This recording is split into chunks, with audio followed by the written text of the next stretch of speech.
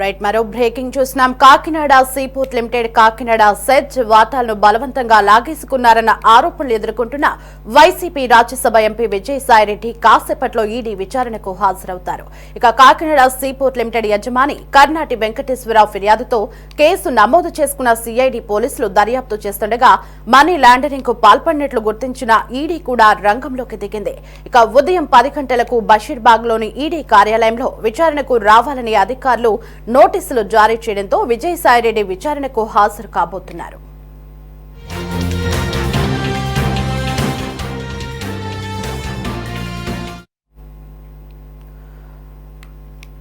Right, ఉదయం 10 గంటలకు బషీర్బాగ్ లోని ఈడీ కార్యాలయంలో విచారణకు రావాలని అధికారులు నోటీసులు జారీ చేయడంతో విజయసాయిరెడ్డి విచారణకు హాజరు కాబోతున్నట్లుగా తెలుస్తుంది. రైట్, ఇక ఇదే అంశానికి సంబంధించి మరింత సమాచారం మా ప్రతినిధి గాలిబ్ ఫోన్ ఇన్ లో అందిస్తారు. గాలిబ్, చెప్పండి, కాకినాడ సీపోర్ట్ వ్యవహారంలో వైసీపీ రాజ్యసభ ఎంపీ అయినటువంటి విజయసాయిరెడ్డి కాసేపట్లో ఈడీ విచారణకి హాజరవుతున్నట్లుగా తెలుస్తుంది. దీనికి సంబంధించి అప్డేట్స్ ఏంటి?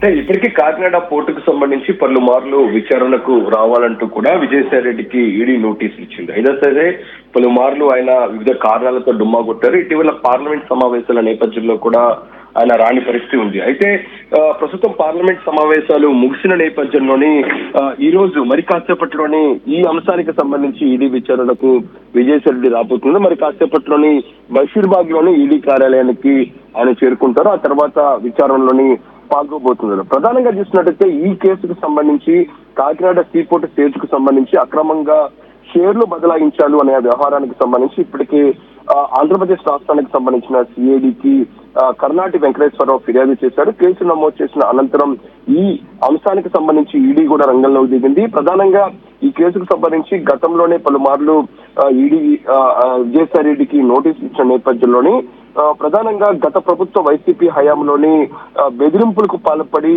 కర్నాటి వెంకటేశ్వరరావు వద్ద నుంచి కూడా బలవంతంగా షేర్లు బదలాయించారు అనే దానిపై కూడా ఆయన సిఐడికి ఫిర్యాదు చేశారు. అందులో భాగంగానే ఇటు విజయసాయిరెడ్డితో పాటు మరో పక్క ఈ కేసుకు సంబంధించి ప్రధానంగా చూసినట్టయితే విక్రాంత్ రెడ్డి ఇద్దరిని కూడా ఈ కేసులో A1 A2గా సిఐడి కేసు నమోదు చేసింది. దాంతో పాటు ఈడీ కూడా విచారణ కొనసాగుతుంది. అరవిందో యజమాని చంద్రారెడ్డి కూడా ఈ అంశానికి సంబంధించి కూడా విచారణ నేపథ్యంలో మరి కాసేపట్లోని ఈడీ విచారణకు విజయసాయిరెడ్డి రాబోతున్నారు. విచారణలోని ఎటువంటి అంశాలపై చర్చించబోతున్నారు, ఏ విధంగా ప్రశ్నలు ఈడీ సంధిస్తుందనేది మాత్రం చూడాల్సి ఉంది. ఎస్ గాలిబ్, మరి ఈడీ దర్యాప్తులో విజయసాయిరెడ్డి మనీ లాండరింగ్ కి పాల్పడినట్లుగా కూడా ప్రాథమిక నిర్ధారణకు వచ్చినట్లుగా తెలుస్తుంది. మరి ఈడీ విచారణకి విజయసాయిరెడ్డి సహకరించనున్నారా? ఎస్, ఏ విధంగా సహకరిస్తారని మాత్రం చూడాల్సి ఉంది. ఈ కేసుకు సంబంధించి కాకినాడ పోర్టుకు సంబంధించిన అంశాన్ని రాష్ట్ర ప్రభుత్వం, ప్రస్తుతం ఉన్న కూటమి ప్రభుత్వం వెలుగులోకి తీసుకొచ్చిన తర్వాత దీన్ని తప్పుపడుతూ ఢిల్లీలో పలుమార్లు మీడియాతో విజయసాయిరెడ్డి మాట్లాడారు. అయితే ప్రస్తుతం ఈడీకి కొన్ని ఆధారాలు వచ్చాయి.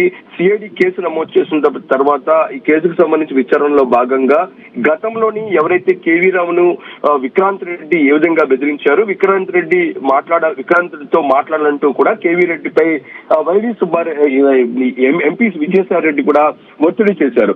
ఈ అంశాలకు సంబంధించి కూడా కొన్ని ఆధారాలను ఇప్పటికే సిఐడి నుంచి ఈడీ తీసుకుంది. అయితే ఈ డబ్బుల బదలాయింపు అంశాలకు సంబంధించి ఈడీ ఫోకస్ పెడుతున్న నేపథ్యంలోని ప్రధానంగా ఈ అంశాలకు సంబంధించి ఈ దాదాపు ఈ కేసులో ఉన్న కేవీ రావు దగ్గర నుంచి షేర్ల బెదిరింపు సంబంధించిన లాకున్ వ్యవహారానికి సంబంధించి ఎంతవరకు డబ్బులు బదలాయించారు, ఆ వ్యవహారానికి సంబంధించి మనీ లాండరింగ్ ఎంతవరకు జరిగింది అనే దానిపై కూడా ఇప్పుడు విజయసాయిరెడ్డి నుంచి కూడా సమాచారాన్ని ఈడీ రాబట్టే అవకాశాలు కనబడుతుంది. ఎందుకంటే గత ప్రభుత్వ హయాంలోని పెద్ద మొత్తంలోని అక్రమంగా కాకినాడ పోర్టులోని షేర్ల బదలాయింపు మనీ లాండరింగ్ జరిగింది అనేది మాత్రం ప్రస్తుతం సిఐడి విచారణలోని తేటతెల్లమైంది.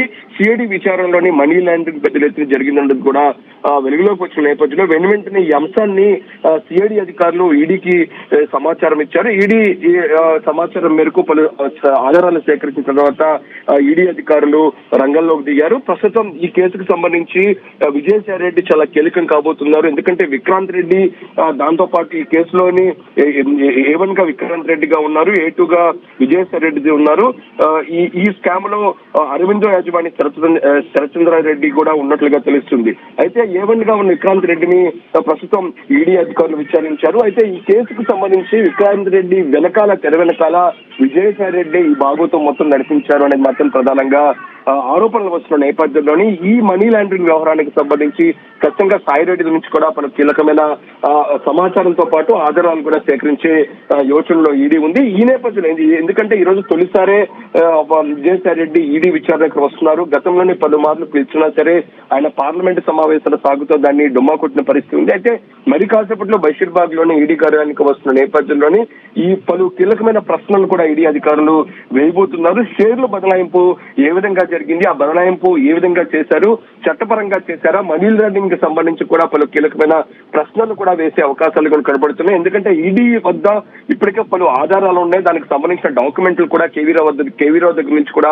ఈడీ అధికారులు తీసుకున్నారు. దాని ఆధారంగా విజయసాయి రెడ్డిని ప్రశ్నించబోతున్నారు. ఈ రోజు ఖచ్చితంగా విజయసాయి రెడ్డి ఈడీకి సహకరించకపోతే మరోమారు ఈడీ విచారణకు పిలిచే అవకాశం ఉన్నట్లుగా ప్రస్తుతం మనకు సమాచారం ఉంటుంది. ఓవరాల్ చూసినట్టు కాకినాడ పోర్టులోని షేర్ల బదలాయింపు వ్యవహారానికి సంబంధించి విజయసాయి రెడ్డి మరి కాసేపట్లోని బషీర్బాగ్ లోని ఈడీ కార్యాలయానికి రానున్నారు.